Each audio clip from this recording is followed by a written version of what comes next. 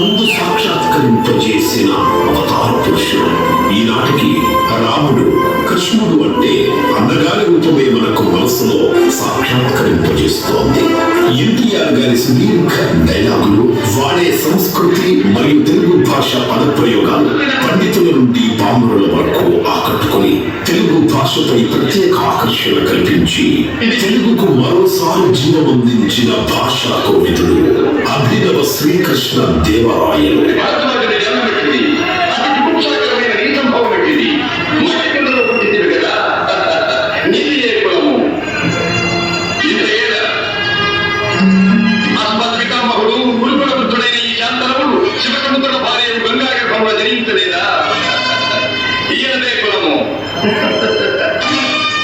నాతో చెప్పింది ఏమయ్యా, మా వంశంలో మూల పురుషుడైన వశిష్ఠుడు దేవస్యకు ఓర్వశీ పుత్రుడు కాడా.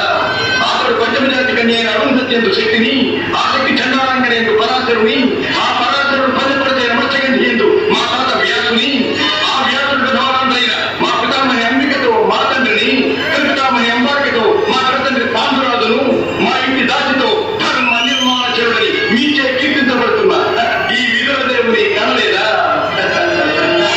సందర్భావసరములను బట్టి క్షేత్రబీజ ప్రాధాన్యములతో సంకరమైన మా కురువంశం ఏనాడో కులహీనమైనది.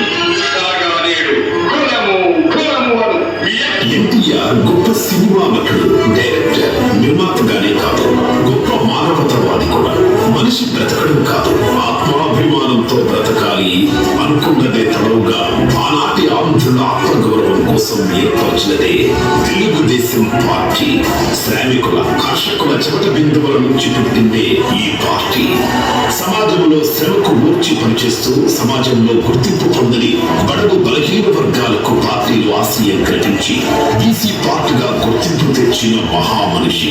నా ప్రజల కనీస అవసరాలైన కూడు, గూడు, గుడ్డ పొందాలి అనుకున్న నిర్ణయమే సంక్షేమ పథకాలకు పునాది.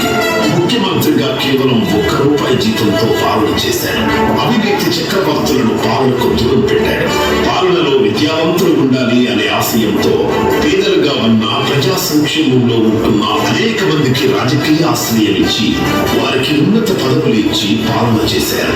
విద్య, ఆర్థిక, సామాజిక ఉన్నతులకు సరైన మందు అని భావించి అనేక ఉపాధ్యాయుల పోస్టులు నింపి పేద బడుగు బలహీన వర్గాల ఇళ్ల వద్దే పాఠశాలలు నెలకొల్పి వారికి విద్యను అందించిన సరస్వతి పుత్రుడు. ఎన్టీఆర్ గారి నదుల సంధానం ప్రతిపాదన భారతదేశంలో ఒక గొప్ప ఆలోచన సంపద. ఈ పుణ్య భూమిలో పుణ్య నదులన్నింటినీ అనుసంధానం చేసి వర్షాకాలం, ఎండాకాలం అనే తేడా లేకుండా నిత్యం గలగల పారే జీవనదులు రూపకల్పన చేసిన గొప్ప విజనరీ వ్యక్తి. కొంతమంది యుగ పురుషులు సమాజం కోసమే పుడతారు. కార్ల్ మార్క్స్, లెనిన్, నల్ల సూర్యుడు, మహాత్మా గాంధీ, భగత్ సింగ్, అల్లూరి సీతారామరాజు లాంటి మహనీయుల కోవకు చెందిన యుగ పురుషులు మన ఎన్టీఆర్. ఆయన మార్గం ఆచరణీయం. అందుకే చంద్రబాబు గారు ఎన్టీఆర్ ప్రవేశపెట్టిన రేషన్ పెన్షన్ అమలు చేయడమే కాక రాష్ట్రంలోని నదుల అనుసంధానం, కృష్ణ, గోదావరి, పెన్నా నదుల ప్రక్రియకు శ్రీకారం చుట్టారు. దానిలో భాగమే పట్టిసీమ, పోలవరం ప్రాజెక్టుల నిర్మాణం, సంక్షేమ ప్రాజెక్టుల నిర్మాణాలు చేపట్టి నదులలో నీటిని ఒడగట్టి పంట పొలాలకు సాగునీరు, తాగడానికి నీరు, విద్యుత్ తయారీకి నీరు అందించిన అపర భగీరథుడు. సంక్షేమ పథకాలకు బ్రాండ్, అభివృద్ధి, సంక్షేమం 2 చక్రాలుగా సైకిల్ నడిపిస్తూ మన జీవన గమ్యాన్ని ముందుకు తీసుకుపోతా ఉన్న తెలుగుదేశం పార్టీని, సిబిఎన్ గారిని గెలిపించడం మన ప్రథమ కర్తవ్యం. మనమంతా ఈ మహాయజ్ఞంలో పాల్పంచుకొని ఆంధ్రప్రదేశ్ పునర్నిర్మాణంలో